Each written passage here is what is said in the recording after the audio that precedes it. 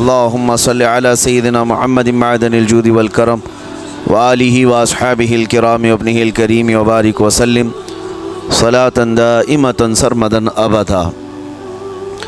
اللہ عز و جل قرآن پاک میں ارشاد فرماتا ہے، لوگوں کے حساب کا وقت قریب آ گیا لیکن لوگ غفلت میں ہیں۔ یہ 17ویں پارے کی شروع کی آیت ہے۔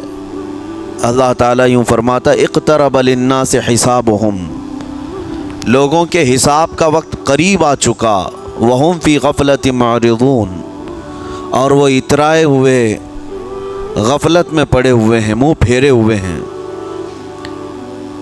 لوگوں کو اس بات کا اندازہ ہی نہیں کہ حساب کا دن کتنا سخت ہونے والا ہے۔ میرے عزیزو، جب نبی پاک صلی اللہ تعالیٰ علیہ وسلم نے یہ ارشاد فرمایا کہ میں اور قیامت ایسے ہیں جیسے دو انگلیاں قریب ہیں، 1400 سال پہلے رسول پاک صلی اللہ علیہ وسلم نے یہ فرمایا تھا کہ قیامت اتنی قریب ہے جتنا دو انگلیاں قریب ہیں۔ اور اب کے زمانے میں تو قیامت کے سلسلے میں جو حضور پاک صلی اللہ تعالیٰ علیہ وسلم نے نشانیاں بتائی تھی وہ تقریباً پوری ہو گئیں، بڑی نشانیوں کو چھوڑ کر۔ اور یہ بھی حدیث پاک میں ہے کہ اگلا زمانہ اتنی تیز گزرے گا کہ تمہیں اس کا اندازہ ہی نہیں ہوگا، زمانوں پر زمانے آتے چلے جائیں گے۔ یہ جو آخری وقت کی نشانیاں ہیں، میں صرف مختصر سا ایک پیغام دوں گا۔ شعبان کا مہینہ ہے، یہ رسول پاک صلی اللہ تعالیٰ علیہ وسلم کا مہینہ ہے، اور رمضان کے بعد سب سے زیادہ حضور پاک صلی اللہ تعالیٰ علیہ وسلم کو روزے کی حالت میں کسی مہینے میں دیکھا گیا تو شعبان کا مہینہ فرمایا گیا۔ کبھی کبھار پورے شعبان کا مہینہ حضور صلی اللہ علیہ وسلم روزے سے رہتے، اور یہ ارشاد فرماتے کہ یہ مہینہ ایسا ہے جس میں سارے لوگوں کے اعمال اللہ کے حضور جاتے ہیں، پیش کیے جاتے ہیں، اور میرے آقا فرماتے ہیں اس حال میں میرے اعمال پیش کیے جائیں اللہ کی بارگاہ میں کہ میں روزے کے عالم میں ہوں۔ جب میرے اعمال پیش کیے جائیں اللہ کی بارگاہ میں تو میں روزے کی حالت میں ہوں۔ تو یہ شعبان کا مہینہ جو اب رمضان المبارک کے قریب کر رہا ہے، لیکن بعض بزرگوں نے یہ بھی فرمایا شعبان میں موتیں بھی کثرت سے ہوتی ہیں۔ لوگوں کا یہاں پر حساب کتاب 15ویں شعبان کو جو اب شب برات آنے والی ہے لکھ دیا جاتا ہے، سال بھر میں کیا کیا ہونے والا ہے، کتنے لوگ جانے والے ہیں۔ کئی لوگوں کی کتابیں بند کر دی جاتی ہیں۔ حدیث پاک میں یہ بھی ہے کہ فیصلہ اللہ تعالیٰ فرشتوں کے حوالے فرما رہا ہوگا، حالانکہ جب ہم ماں کے پیٹ میں تھے تبھی لکھ دیا گیا ہے کہ کتنی عمر ہے، لیکن فرشتوں کو جو ٹرانسفر کیا جاتا ہے سال میں ایک مرتبہ، اگلے سال ان کا کیا کیا ہونا ہے۔ اور حدیث میں ہے کسی کے متعلق فرشتوں کو یہ کہا جا رہا ہوگا کہ فلاں 1 مہینے بعد، 2 مہینے بعد، 1.5 مہینے کے بعد اس کی فلاں وجہ سے موت آئے گی، لیکن وہ بندہ شادی کی تیاری کر رہا ہوگا، وہ بندہ جس کی موت کا آرڈر جاری ہو چکا ہے، فرشتے لے چکے ہیں، وہ اپنے کاروبار کے اور اپنے گھر بار کے بنانے میں مصروف ہوگا، اسے اندازہ تک نہیں ہوگا کہ شعبان کے اس مہینے میں اس کی موت کا پروانہ نکل چکا ہے۔ اسی لیے میں عرض کر رہا ہوں قرآن کی آیت اقترب للناس حسابہم وہم فی غفلت معرضون، اللہ فرماتا ہے لوگوں کا حساب بہت قریب آ چکا جبکہ وہ غفلت میں پڑے ہوئے ہیں۔ اب جس زمانے میں آپ زندگی گزار رہے ہیں یہ اتنی تیزی سے آپ کے اوپر سے گزر جائے گا کہ آپ کو احساس تک نہ ہوگا، بلکہ ایک حدیث کا مفہوم یہ بھی ہے کہ جوان بوڑھے نظر آنے لگیں گے اور بچے جوان نظر آنے لگیں گے۔ وہ دور آئے آج، بچے تو ہمارے جوان ہو ہی چکے ہیں، جو 6 سال کے بچے ہیں، 5 سال کے بچے ہیں، جن کو حقیقت میں بچہ کہا جاتا تھا، اب کے زمانے میں وہ بچے ہی نہیں رہ گئے ہیں۔ 8 سال کے بچے وہ بچے ہی نہیں رہ گئے۔ ساری اسکولوں کے حالات ہمارے پاس آئے دن نئی خبریں آتی ہیں۔ 3ری جماعت کا، 4تھی کلاس کا بچہ ख़तरनाक किस्म के नशों में मुब्तला है, जो बड़े बड़े जवान भी नहीं किया करते थे। तो बच्चा कहाँ रहा? हुजूर पाक सल्लल्लाहु तआला अलैहि वसल्लम ने फरमाया था बच्चे जवान लगेंगे और जवान बूढ़े। और जवानों की हालत ये है कि सारे मज़े अपने बचपन में इतने कर लिए कि जवानी में ताकत ही ख़त्म हो गई। 25 साल की उम्र में ऐसे लगते हैं जैसे कि बुढ़ापा आ गया, कमज़ोरियाँ आ गईं। 30 साल पहले के दौर में 40 साल को भी जवानी कहा जाता था। अब के दौर में 40 साल तो बुढ़ापा हो गया। 30 साल की उम्र के बाद आज के नौजवानों के जवाब देने लग जाते हैं। उसकी वजह यह है कि बचपन में अपने आप को बर्बाद कर लिया, बचपन में अपने आप को ख़त्म कर लिया। तो जो बचपना था उसको जवानी में बिता दिया, और जो जवानी है वो बुढ़ापे में। और जो बूढ़े असल बूढ़े हैं जिनको 60-70 साल की उम्र मिली हुई है, ये अल्लाह ताला की तरफ से उनके लिए नेमत है। बाकी क़यामत के करीब जो हालात हैं वो इस तरह के हैं। और मज़ीद मैं आपको ये भी बता दूं कि ज़माना तरक्की करते करते तुम्हें ऐसा सुस्त और काहिल बना देगा कि तुम कोई काम के लायक भी नहीं रह जाएंगे। बहुत सारी चीज़ें हमसे रुखसत हो रही हैं, हमें अंदाज़ा भी नहीं। अभी कल ही मैं ज़िक्र कर रहा था, अभी 10 साल पहले 20 साल पहले जो चीज़ें हमारे आँखों के सामने मौजूद थी वो अब गायब हो चुकी हैं। खाली वक्त उसे मिले तो नशा भी याद आ जाए, खाली वक्त उसे मिले तो औरतों की तरफ मैलान भी बढ़ जाता है, खाली वक्त उसे मिले तो उसको दौलत लुटाने और अय्याशी करने की फ़िक्र भी सवार होने लगती है। अपने आप को किसी चीज़ में मसरूफ़ कर ले। और सबसे बेहतरीन मसरूफ़ियत क्या है? अल्लाह और उसके रसूल का ज़िक्र पाक है। ये सबसे बेहतरीन मसरूफ़ियत है कि तुमने अपने आप को इसमें मसरूफ़ कर रखा तो अल्लाह ताला दुनिया की तमाम मसरूफ़ियतों से तुम्हें आज़ाद कर देगा, बुराइयों से आज़ाद कर देगा। कुरान में रब ताला फरमाता है वक़ालू हस्बुनल्लाहु व निअमल वकील, जिन्होंने ये कहा हमारा रब हमारे लिए काफ़ी है, हमारा अल्लाह हमारे लिए काफ़ी है और क्या ही बेहतरीन मददगार है, क्या ही बेहतरीन वकील है। जिसने ये कहा, अल्लाह फरमाता है उसके फ़ौरन बाद आयत आई है फ़न्क़लबू बिनिअमतिन मिनल्लाहि व फ़ज़लिन लम यमससहुम सू। अल्लाह उन लोगों को अपनी ख़ास नेमतों में ले जाएगा, ऐसी जगह जहाँ कोई बुराई उन्हें छू भी ना सकेगी। जिन्होंने अल्लाह की बारगाह में ये कहा हस्बुनल्लाहु व निअमल वकील। आगे भी है दूसरी आयत है निअमल मौला व निअमन नसीर। जिसने ये कहा, अल्लाह फरमाता है उन बंदों को अल्लाह अपनी ख़ास नेमतों में ले जाएगा और फजल में ले जाएगा, ऐसी जगह लम यमससहुम सू, जहाँ उन्हें कोई बुराई छू भी ना सकेगी, कोई बुराई ना आ सकेगी।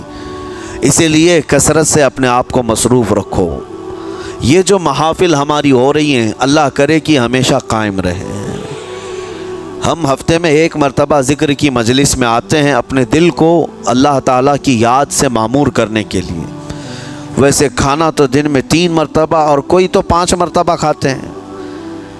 अपने जिस्म का भरपूर ख्याल रखा जाता है। हमारी रूह के ख्याल के लिए इन मजलिसों में आना ज़रूरी है।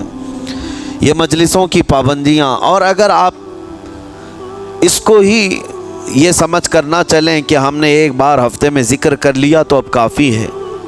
हमारी गाड़ी भी जो है पेट्रोल बार बार मांगती है, उसको जिस तरह से चलाते हैं उस तरह से उसकी ख्वाहिश भी है।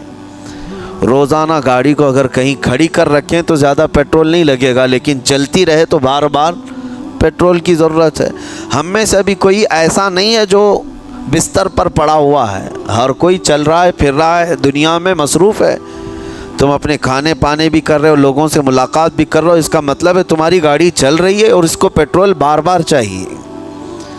और यही जो ईंधन है, ये पेट्रोल है, उसका काम ये अल्लाह ताला का ज़िक्र करता है। तुम्हारे जिस्म को बैलेंस रखने के लिए, तुम्हारी फ़िक्रों को बैलेंस रखने के लिए, तुम्हारे दिमाग को सही सलामत एक नहज पर रखने के लिए ये ज़िक्र की महाफिल क़ुव्वत देती हैं। अगर इस हफ्ते में आपने ज़िक्र किया नहीं हुआ तो आप अपने ही घर पर सोने से कबल बिस्तर पर बैठकर क्यों अल्लाह का जिक्र नहीं कर लेते? 5 मिनट 10 मिनट उस मौला को पुकार करके सोने में क्या हर्ज है? लोग मोबाइल देखते, गाने सुनते, फिल्में देखते हुए सो जाते हैं, लेकिन अल्लाह रब्बुल इज़्ज़त को याद करके सोने वाला, मेरे अजीज़ों, कुरान में मौला फरमाता है फ़ज़कुरूनी अज़कुरकुम, उसका वादा है तुम मुझे याद करो मैं तुम्हें याद करूँगा। और इसकी तफसीर में अल्लाह ताला के इस कौल में, इस फरमान की तफसीर में बुज़ुर्गों ने फरमाया अल्लाह कैसे याद करता है बंदे को? अल्लाह बंदे को कैसे याद करता है?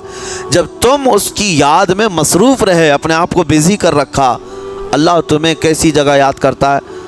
फरमाते हैं मुफस्सिरीन के बंदा तो लोगों में अल्लाह को याद किया और अल्लाह बंदे को फ़रिश्तों में याद करता है। फ़रिश्तों के दरमियान तुम्हारा ज़िक्र होने लगता है कि फ़लाँ का बेटा फ़लाँ आज मेरा ज़िक्र कर रहा था। आज महफ़िल ज़िक्र से जितने निकलेंगे अल्लाह करीम हमारा ज़िक्र फ़रिश्तों में ज़रूर फरमाएगा। फ़रिश्तों में ज़रूर ज़िक्र होगा कि फ़लाँ बंदा आज ज़िक्र में मशगूल था। और फिर ये भी फरमाया बुज़ुर्गों ने, मुफस्सिरीन ने, कि अल्लाह ताला वहाँ याद करता है जहाँ फ़रिश्ते हों, फ़रिश्तों की महफ़िल में तुम्हारा ज़िक्र। और उसके अलावा ये भी फरमाया गया कि तुम दुनिया में ज़िंदगी में उसे याद करते थे और वो तुम्हें मरने के बाद कब्र में याद करेगा। जब दुनिया तुम्हें छोड़ देती है तब अल्लाह ताला तुम्हें याद फरमाता है। फ़ज़कुरूनी अज़कुरकुम का मतलब ये है वो तुम्हें याद फरमाएगा, लेकिन उसके लिए कसरत से तुम अल्लाह को याद करो, अल्लाह को याद करो। तो बहरहाल मेरे अज़ीज़ों, क़यामत की निशानियाँ जो हमने आज मुख्तसर आपके सामने रखी, वो बहुत तेज़ी से तुम्हारे सरों पर आ रही हैं और तुम्हारे हाथों से बहुत सारे काम अब छिन जाएंगे। अभी आप तरक्यात में खुशी से बात करते हुए बैठते हैं ना, डिस्कस करते रहते हैं कि सुना है ऐसी कार आ रही है कि वो अब बग़ैर ड्राइवर के चलेगी, रोबोट से चलेगी। इसको तो हम खुशियों में डिस्कस करते हैं कि अच्छा ऐसा होने वाला है। पहले ऐसा था कि मोबाइल आप बटन के दबाते थे, किसी ने अगर ख़बर कर दिया कि नहीं बाद में सिर्फ टच करने से आता है तो आप कहते अच्छा ऐसा भी आने वाला है। लेकिन आप कोई कहे तो आपको कोई ताज्जुब नहीं, टच स्क्रीन, कोई ताज्जुब की बात नहीं। बिना ड्राइवर के गाड़ियां आ जाएंगी। इस तरह होते होते निज़ाम ज़िंदगी इस कदर बदल जाएगा, इस कदर बदल जाएगा। आज मेरी ये बात नोट करके रख लें, ज़िंदगी बाकी रही तो 10 साल बाद इंशाअल्लाह हम मुलाकात करेंगे, अगर अल्लाह ने ज़िंदगी बाकी रखी। और उसके बाद फिर हमारी ये बातें मैच करके देखें कि क्या क्या हुआ है और क्या क्या दुनिया बदल चुकी। इसीलिए मैं कोई भविष्यवाणी नहीं कर रहा हूँ और ना ही कोई ज्योतिष बाबा हूँ, तोता लेकर जो बैठता है, या तुम्हारे हाथों की लकीरें देख कर के कोई फ्यूचर बोलने वाला नहीं। मुस्तफ़ा करीम सल्लल्लाहु ताला अलैहि वसल्लम की अहादीस से जो क़यामत के करीब होने वाले, रोनुमा होने वाले वाक़यात हैं, मैं तर्जुमानी कर रहा हूँ हुजूर की हदीसों की, इसलिए कि हमें पता है दुनिया के सारे साइंसदान झूठ बोल सकते हैं, मदीने वाले की बात झूठ नहीं। मेरे आका सल्लल्लाहु ताला अलैहि वसल्लम का फरमान झूठा नहीं हो सकता। इसलिए अगला दौर जो आ रहा है वो बड़ा सख्त तरीन है। अब आप देखें, मेहनत से आजिज़, हर चीज़ से मेहनत से तुम्हें निकाल लेना है। मैंने तो लिखने पढ़ने की एक मिसाल दी कि तुम्हारे हाथों से कलम चला जाएगा, तुम्हारे पास से किताबें जो प्रिंट होती थी ये भी चली जाएंगी। बस तुम मोबाइल में ऑडियो किताबें सुनते रहो। और दौर तो ऐसा होगा कि कुछ लिखना भी है, वो भी अभी आ ही चुका है। वॉइस कमांड जो होता है उसको बोलो, वो लिख करके दे देगा।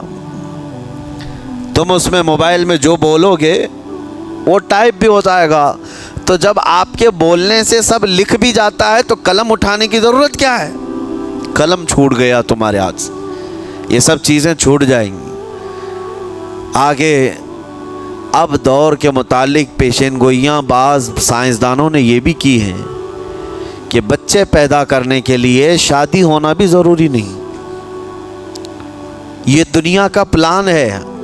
یہ میں فطرت خداوندی کو نہیں بتا رہا، اللہ کے قانون کے خلاف ہے، لیکن دنیا یہ بھی چاہتی ہے کہ شادی کی بھی ضرورت نہیں، بچے ہم لیب میں پیدا کریں گے. لیبارٹری کے اندر ماں کی جیسے رحم دانی ہوتی ہے، بچہ دانی، آرٹیفیشیل اس کو تیار کر کے اس کے اندر کسی مرد کے نطفے کو رکھ کر اس کو وہیں پروان دیا جائے گا. نہ کسی یہ شادی کی ضرورت ہے، نہ کوئی عقد، نہ کوئی ایگریمنٹ، کچھ نہیں. جس کو بچہ چاہیے وہ لیب سے خرید لے. ہر طرح کی چیزوں سے تمہیں عاری کر دیا جائے. ابھی تو بہت سارے لوگ سوال بھی کرتے ہیں ہم سے ٹیسٹ ٹیوب بیبی کے متعلق. جس کو بچے نہیں ہو رہے ہیں، کیا وہ اس طرح سے ٹیسٹ ٹیوب بیبی سے، جو آج ایک طریقہ کار ہے، بچے پیدا کر سکتے ہیں یا نہیں؟ اس کے کئی طریقے ہیں سائنس میں، کہ اسی مرد کا نطفہ اسی کی عورت میں رکھ کر کے اس کو پروان دیا جائے، اور بعض دوسرے طریقے کہ کسی دوسرے کا لا کر اس کی عورت میں رکھ دیا جائے. یہ تو سراسر حرام ہے، زنا ہے.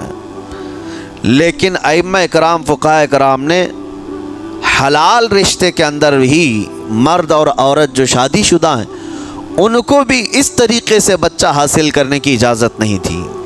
وہ ناجائز ہے، ناجائز ہے.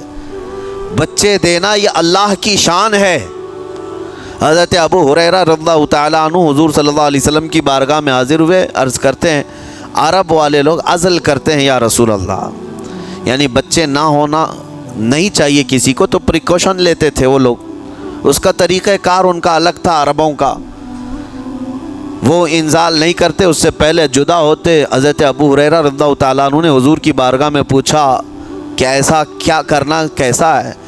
نبی پاک صلی اللہ تعالیٰ علیہ وسلم نے ارشاد فرمایا اگر رب تبارک و تعالیٰ چاہے تو بھی بچے عطا کرے گا.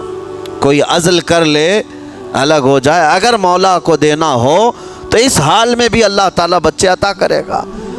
جو مولا بغیر باپ کے عیسیٰ پیدا فرماتا ہو.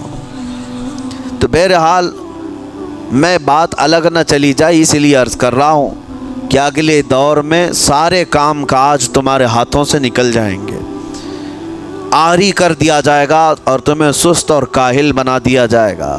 اور جب بندے کے پاس کوئی کام ہی باقی نہ رہے تو اس کا دماغ شیطانی بن جائے گا، اور شیطان اس کو ہانکتا رہے گا صبح سے شام تک، شام سے صبح تک. اور میں آپ کو بتا دوں دنیا یہ چاہتی ہے کہ رات کو دن بنا دے، یعنی کوئی رات کا تصور ہی نہ رہے، نہ اندھیرا ہے نہ ہی کوئی اس طرح کی تاریکی، بلکہ پورا ٹوٹل 24 آورز ایسا ہی اجالا دکھنا چاہیے. تمہاری نیندیں ختم ہو، کسی کے لیے بھی اندھیرا ہو گیا چلو سوئیں. یہ اللہ کے جتنے نظام ہیں اس سے یہ دنیا چھیڑ چھاڑ کرنے کی کوشش کر رہی. یہ جو خفیہ طاقتیں ہیں دنیا کو جو چلا رہی ہیں، وہ فری میسن ہوں اور سیکریٹ تنظیمیں جو آج دنیا میں کام کر رہی ہیں، وہ قانون خداوندی سے چھیڑ چھاڑ کرنا ان کی فطرت عادت ہے. ہر چیز جو اللہ تعالیٰ کی بنائی ہوئی، پہاڑوں کو اپنی جگہ سے ہٹا دینا.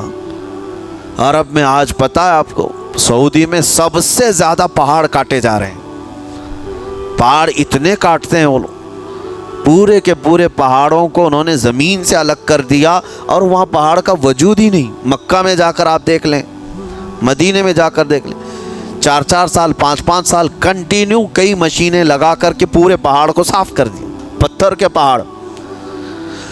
اصل میں یہ نظام قدرت ہے، پہاڑ یوں ہی نہیں بنائے اللہ نے زمین پر. والجبال اوتادا، یہ میخ بنا کر کے اس میں گاڑ دیے گئے تاکہ زمین ہلنے نہ پائے.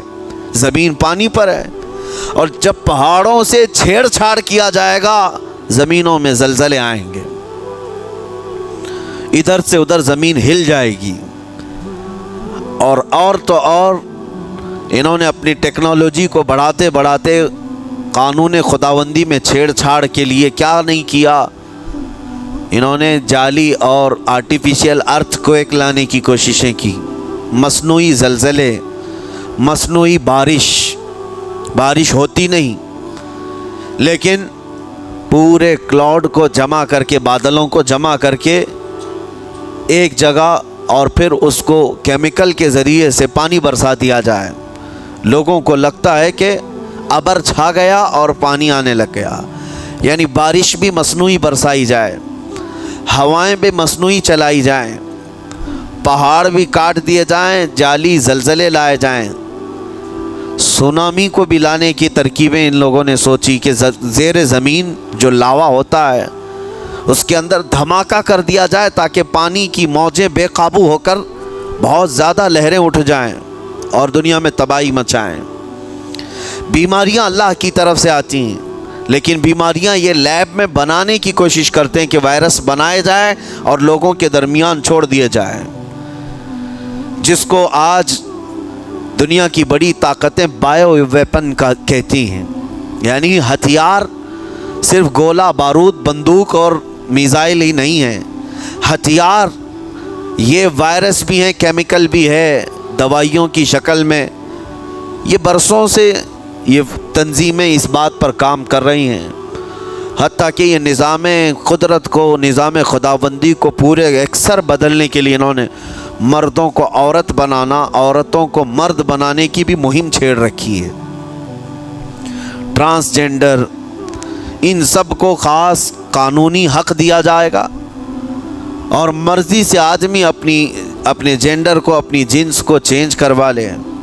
یہ قانون خداوندی میں چھیڑ چھاڑ ہے نہیں، اور انسان کو جس کام کے لیے پیدا کیا گیا تھا اس کام سے اس کو عاری کر دیا جائے، کاہل بنا دیا جائے۔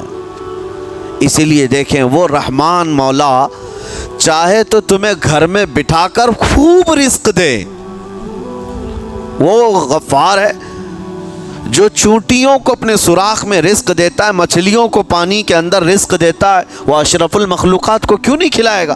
لیکن اس کا حکم یہ ہے، اذا قضیت الصلاۃ فانتشروا فی الارض، جب نماز پڑھ لو تو زمین میں پھیل جاؤ اور اللہ کا رزق ڈھونڈو۔ یہ نہیں کہ گھر میں بیٹھ کر کے تم پکارتے رہو رزق آ جا، رزق آ جا، رزق آ جا، یہ نہیں ہے۔ تمہیں کیوں؟ تم کاہل اور سست نہ بنو، تمہیں فرمائے گا ہاتھ پیر چلاؤ۔ نبی پاک صلی اللہ تعالیٰ علیہ وسلم نے ارشاد فرمایا، دنیا کا سب سے بہترین رزق وہ ہے جو اپنے ہاتھوں کی کمائی، محنت سے۔ اور حضور فرماتے ہیں اللہ کے نبی داؤد علیہ السلام لوہے کا کام کرتے اور خود اپنے ہاتھوں سے لوہے کو تپا کر کے نقش بناتے، اور لوہے کی زرہ جو جنگوں میں پہنی جاتی یہ بنا کر کے بیچتے تھے، اور اس کی آمدنی سے حضرت داؤد علیہ السلام اپنا گھر چلاتے تھے۔ حضرت ادریس علیہ السلام کپڑے سلتے تھے، درزی کا کام کرتے اور اپنا گھر چلاتے۔ حضرت ابراہیم علیہ السلام گھر بنانے کا کام کرتے رہے۔ اسی لیے نبی پاک صلی اللہ تعالیٰ علیہ وسلم نے فرمایا اللہ کے سارے نبی اپنے ہاتھوں کی کمائی کھایا کرتے تھے، کوئی گھر بیٹھ کر کے نہیں۔ جو لوگوں کو آج یہ شوق ہے کہ بس کسی کو جائیداد میں کچھ پراپرٹی ملی تو کرائے پر چڑھا دو اور کرایہ کھاتے رہو، کیوں محنت کرنا ہے؟ کوئی کام کیوں کرنا ہے؟ میں یہ نہیں کہتا کہ کرایہ مت کھاؤ، کھاؤ کرایہ، لیکن اپنے جسم کو ایسا کاہل اور سست بناؤ گے تو یہ شیطان کی آماجگاہ بن جائے گا دماغ، اور اتنے گناہ کرنے لگ جاؤ گے کہ تمہارے کنٹرول میں نہیں رہے گا۔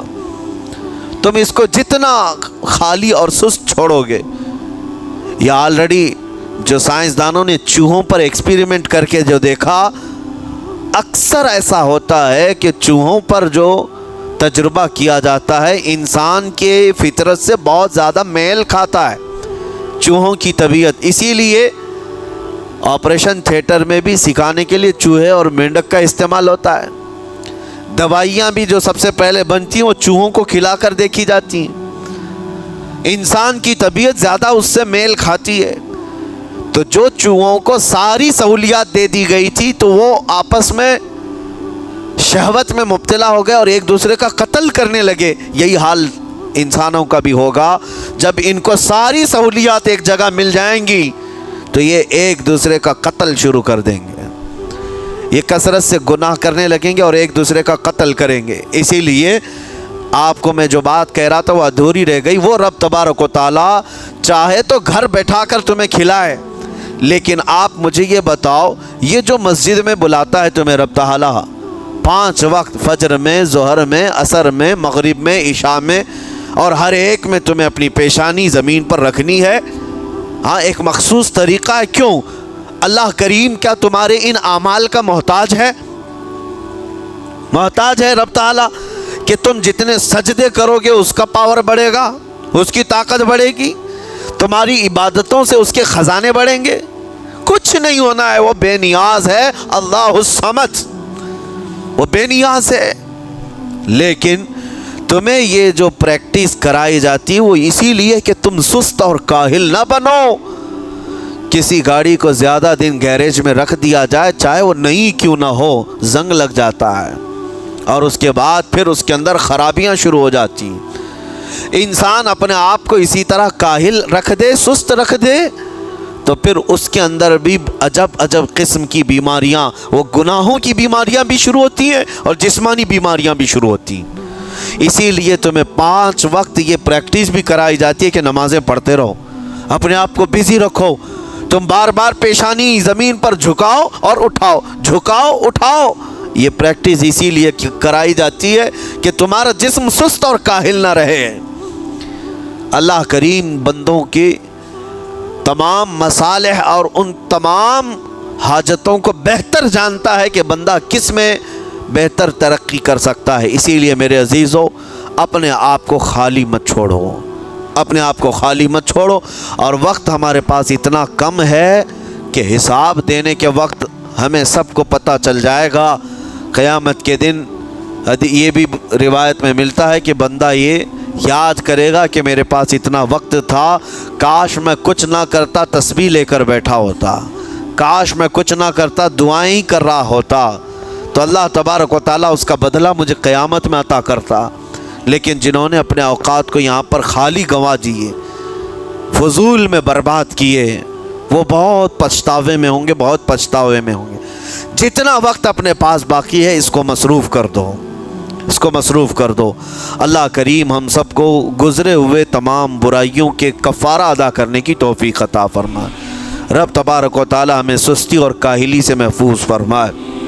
मैं आपको इसलिए भी एक्टिव कर रहा हूँ कि अपने आप को इतना पाबंद कर लो कि रमज़ान आने वाला है और उसमें इबादतें ज़्यादा होंगी। क्यों? 20 रकात खड़े होने में तुम्हारे जिस्म में सुस्ती और काहिली नहीं आनी चाहिए।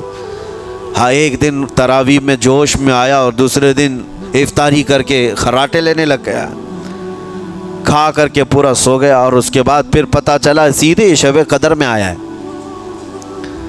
तो रमज़ानुल मुबारक को भी जिन लोगों ने ऐसा बर्बाद किया वो पछताते रह जाएंगे। और कुछ नहीं, रमज़ान हर दिन नहीं आने वाला है और हर महीने नहीं आता है, साल में एक मरतबा रमज़ान अल्लाह का मेहमान है।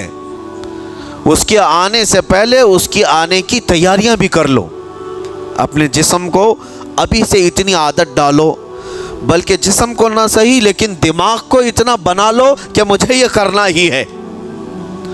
ये रमज़ान आएगा तो मैं ख़त्म कुरान ज़रूर करूँगा, ये रमज़ान आएगा तो तरावी की 1 रकात भी मेरी मिस नहीं होगी, ये रमज़ान आएगा तो पूरा कुरान मैं तरावी में ज़रूर सुनूँगा, ये रमज़ान आएगा पूरे रमज़ान में हर दिन मैं नबी पाक सल्लल्लाहु अलैहि वसल्लम पर 100 बार दरूद ज़रूर पढ़ूँगा। ये अहद होते हैं, ये रमज़ान की तैयारियों के तरीक़े होते हैं। कुरान पाक पूरा ख़त्म करेंगे इंशाअल्लाह।